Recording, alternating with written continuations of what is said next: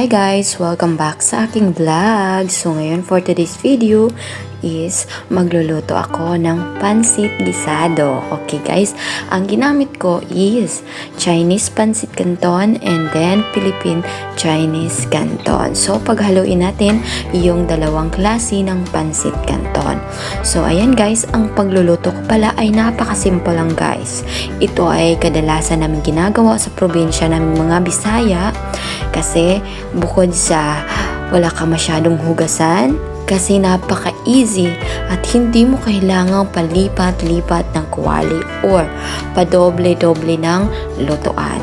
Isang lutuan ay tama na. So, ayan guys. Ito lahat ang aking ingredients na ginagamit. Itong lahat ng pinapakita ko guys. Hindi ko na isa-isahin at alam kong kilala nyo naman na yan. So, ayan. So, of course guys, sa ating pansit canton, hindi talaga mawawala ang oyster sauce and then pork cubes. So, ayan guys, sa party pala ng baboy guys is pinipili ko talaga ang merong taba. Kasi hindi ako gumagamit ng mantika na yung mantika talaga. Ang ginagamit ko yung taba mismo ng baboy. So, ang ginagawa ko niyan is parang palabasin ko yung mantika niya. Ano ba tawag sa Tagalog nun? Basta sa amin, sa Bisaya is pinapakupos yung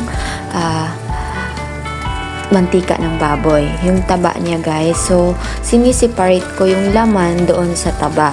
So, kalimutan ko lang anong tawag ng ganyan guys. Basta, niluluto ko siya and then, parang matanggal yung mantika niya guys. And then makikita nyo guys ang dami-daming mantika na lalabas niyan.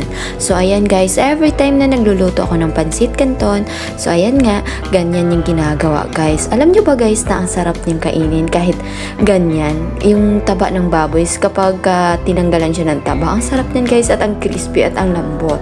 So ayan, tapos na guys. So ayong mantika niya guys, ganyan kadami guys.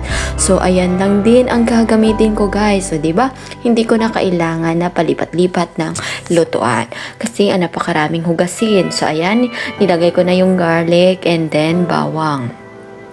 Gisado lang din guys, same lang din siya sa process.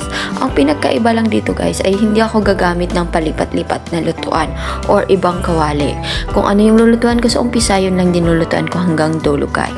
So ayan guys, yung laman pala ng baboy ay minamarinate ko lang siya sa soy sauce and then kunting suka kasi gusto ko wala yung langsa niya. Kunting-kunti lang patak guys, or lemon pwede rin yan guys, or kahit anong lagay nyo guys na pwedeng pampawala ng langsa. And then of course, di mawawala yung paminta guys. And dahil nga mahilig kami sa sili guys, optional lang din ito guys. Nasa inyo kung lagyan ninyo siya ng spicy na chili or any. Ang ginagamit ko dito guys is hindi siya powder, yung parang seeds, ay yung parang buto siya ng sili, yung nabibili sa mga supermarket. Ayan guys, kaya ganyan yung kulay niya guys kasi mahilig kami sa maanghang. So ayan, ang nilagay ko lang dyan guys is yung pinang-marinate ko niya. Kasi nga timplado na siya guys, hindi mo na ako mag-a-add ng sobra-sobra kasi baka mamaya maalat na siya kasi nga may tuyo at suka yun guys. So ayan guys, dinagyan ko na siya ng konting tubig, not only konting tubig. Basta guys, tamang-tama na maluto yung karne. So, ang ginagawa ko niyan guys, kasi guys, hindi ko na isi-separate yung karne niyan. Dire-diretso na yung pagluluto ko. Kasi, sabi nila, ang iba ang daming process, 'di ba? So marami pang paglipat-lipatan. So ginagawa ko rin naman 'yun, guys, sometimes. Pero kapag tinatamad ako, guys, kung ano 'yung nakagawian ko sa probinsya 'yung ginagawa. Nasa atin naman 'yun, hindi 'yun sa palipat-lipat ng kawali or sa pag-separate or pag-set aside ng mga ingredients ang pampalasa or pampasarap ng niluluto, kundi nasa ating timpla. Wala yun sa separate guys. So, kumbaga, choice lang talaga nila yon, style lang talaga nila yon kasi nga pwedeng ma-overcook yung mga ingredients. So, akin naman guys, tinatansya ko na yung mga gulay hindi siya ma-overcook. And then, bago ko ilagay yung pansit canton guys is niluluto ko na yung maayos yung karne. As in, malambot na siya guys. Bago ko ilagay yung mga next na process na mga gulay. Tulad yan guys, dahil nga luto na yung karne, dahil pinaluto ko na siya sa umpisa, ilalagay ko na yung gulay, cabbage guys. So, pwede siyang lagyan ng carrots, pero ang carrots dapat mas nauuna siya sa cabbage kasi medyo matigas yun. So, sabi nila baka ma-overcook. Hindi yan ma-overcook guys kasi nga, luto na yung karne. Kapag kalagay ko ng cabbage, ilalagay ko na rin yung pansit canton.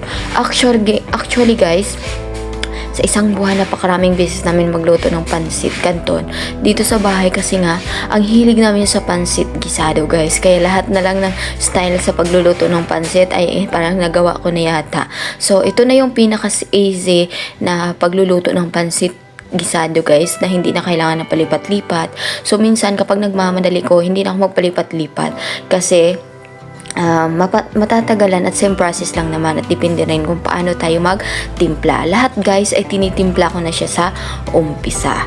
So ayan guys, ang pinaghalo ko pa lang guys, kung mapapansin nyo is magkaibang pansit canton. Yung medyo white guys is yan yung pansit canton ng Pinas or sa Philippine pansit canton style.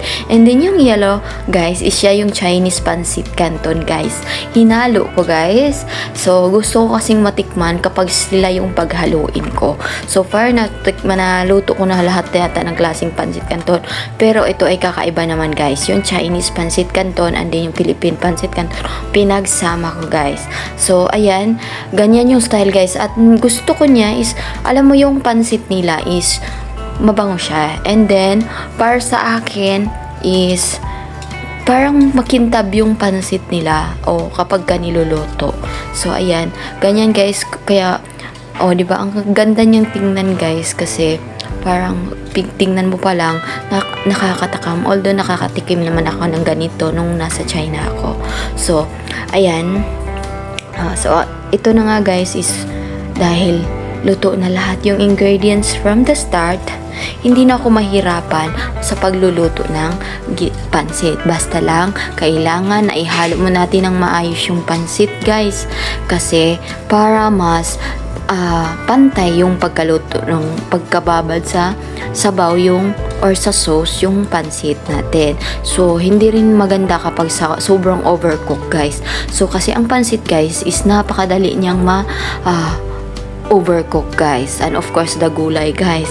So ayan, ayoko rin ng sobrang parang latana yung pansit canton.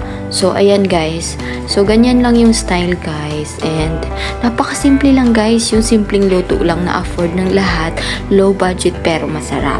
And then wala nang ibang paikot-ikot, wala na rin palipat-lipat, napaka-easy na lang gagawin. Yun lang guys, walang hugasan. Yun lang, konti lang yung hugasan. Actually, ito kasing luto na style lang ganito guys, ito yung paraan ng pagluluto namin sa probinsya. Kasi sa pansit gisado namin sa Bisaya nung mga unang mga childhood style pa namin. So ito yung nakasanayan namin, yung dire-diretso. So ayan na yung finished product guys. So sobrang sarap niyan guys. And of course sobrang malasa kasi nga sobrang lambot ng karne niya guys, at timplado na talaga siya. So ayan guys, kung napanood mo ang video na to, maraming salamat. Thank you for watching, and please subscribe sa aking YouTube channel guys. Thank you.